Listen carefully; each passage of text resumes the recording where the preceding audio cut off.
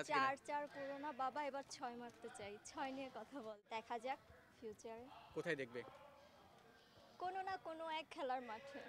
কিভাবে? As a heroine খুবই ভালো লাগছে, কারণ একসাথে সব জার্নালিস্ট যারা আছে, সব ভাই ব্রাদার বোনেরা সবাইকেই পাচ্ছি, সবার সাথে সালাম দিচ্ছি, একসাথে বসে খাওয়া দাওয়া করছি।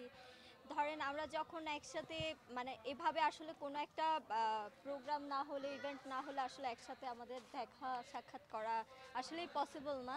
তো যেহেতু এই পিকনিকে আসলাম, বাংলাদেশ সিনিয়র জার্নালিস্ট পিকনিকে আসলাম, এখানে সবাইকে দেখছি, ভালো লাগছে।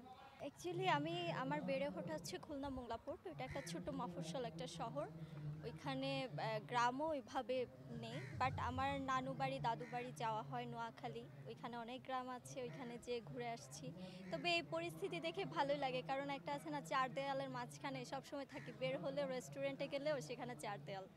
তো বেসিক্যালি আমার বাহিরে থাকতে ভালোই লাগে, একটু প্রকৃতির সাথে নিজেকে মানিয়ে নিতে খুবই ভালো লাগে।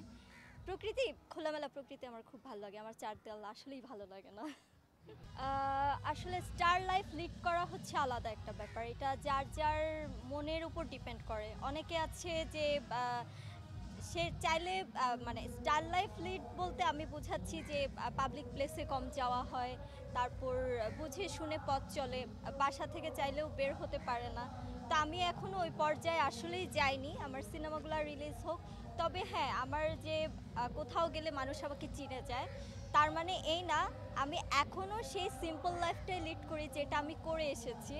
কারণ আমার ইচ্ছা, আমি চাইলেও রাস্তার পাশে ফুটপাতে বসে পিঠা খাচ্ছি, চা খাচ্ছি, ফুটপাত থেকে কোনো একটা ড্রেস পছন্দ হলে নিয়ে আসছি, আবার চাইলেও যমুনার থেকেও ড্রেস কিনছি, মেকআপ কিনছি, আবার ড্রেস দেশের বাইরে গেলেও যেটা যেভাবেই মানানো যায় আমি সেভাবেই চলি, যেটা করে আমি শান্তি পাই। এর জন্য যে এক্সট্রা আমাকে মুখ ঢেকে চলতে হবে বা কারোর সামনে যাওয়া যাবে না, পাবলিক প্লেসে যাওয়াটা ঠিক হবে না, এটা আমি কখনো ফিল করি না।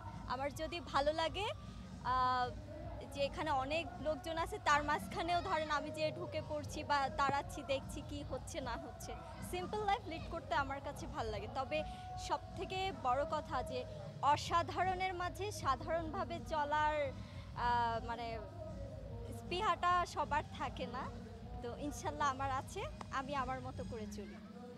এক্সপেন্সিভ অনেক, কারণ আসলে আমাদের বাংলাদেশে আমরা অডিয়েন্স যারা আছে, যখন বের হই আপু একটা সেলফি তুলি বা একটু ভিড় হয়ে যাচ্ছে প্লেসটা, কিন্তু আমার মনে হয় যে তাদের জন্য একটু রিস্ক। আর আমি এখনও পর্যন্ত এমন সিচুয়েশন ফেস করিনি যে যেখানে আমাকে দেখলে দর্শক হুমড়ি খেয়ে পড়ছে।